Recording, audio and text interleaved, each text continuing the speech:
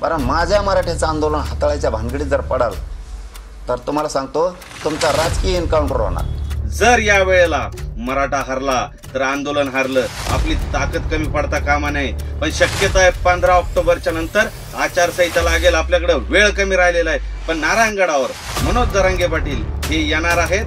2 लाख रुपये एका मुस्लिम समाजाने आपल्याला आपल्या नारायणगडच्या सभेसाठी दिले। आपल्यासोबत दलित समाज, मुस्लिम समाज, धनगर समाज, ओबीसी समाज, आदिवासी समाज, 18 पगड जातीचा समाजही दसरा मेळाव्याला त्या ठिकाणी येणार आहे। सर्व समाज बांधवांना जय जिजाऊ, जय शिवराय। मी सचिन हावळे पाटील। संघर्ष योद्धा, मराठा योद्धा मनोज जरांगे पाटील यांची प्रकृती झपाट्याने सुधारत आहे।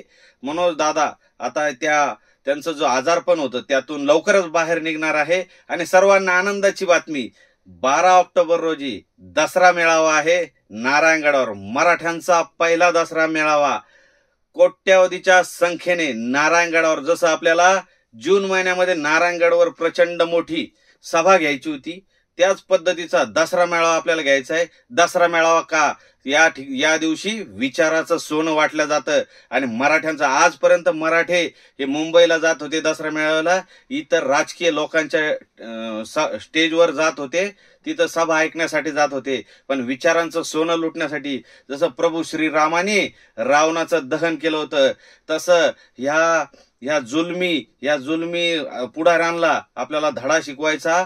त्यामुळं आपली मराठ्यांची एकी दाखवण्यासाठी लाखोंच्या संख्येने आपल्याला नारायणगड या ठिकाणी 12 ऑक्टोबरला सर्वांनी जमायचं आहे। मराठ्यांची अस्तित्वाची लढाई आहे। आणि या दिवशी आपल्याला बघू शकताय, मुस्लिम लोकांनी 2 लाख रुपये एका मुस्लिम समाजाने आपल्याला आपल्या नारायणगडच्या सभेसाठी दिले। आपल्यासोबत दलित समाज, मुस्लिम समाज, धनगर समाज, ओबीसी समाज, आदिवासी समाज, 18 पगड जातीचा समाजही दसरा मेळाव्याला त्या ठिकाणी येणार आहे।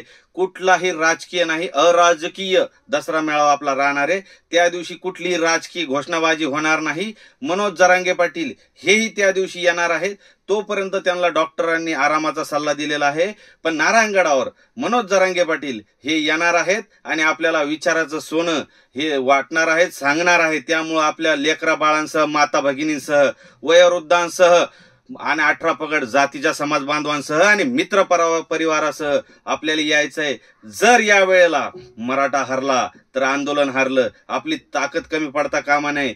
कारण 8 ऑक्टोबरला जम्मू काश्मीर आणि हरियाणाच्या निवडणूक आहे, त्यामुळे निवडणूक आयोगाचा त्या दिवशीपर्यंत निवडणूक आयोग व्यस्त आहे। आणि 12 ऑक्टोबरला दसरा आहे, त्यामुळं कुठल्याही प्रकारची आचारसंहिता लागू शकत नाही। पण शक्यता आहे 15 ऑक्टोबरच्या नंतर आचारसंहिता लागेल, आपल्याकडे वेळ कमी राहिलेला आहे।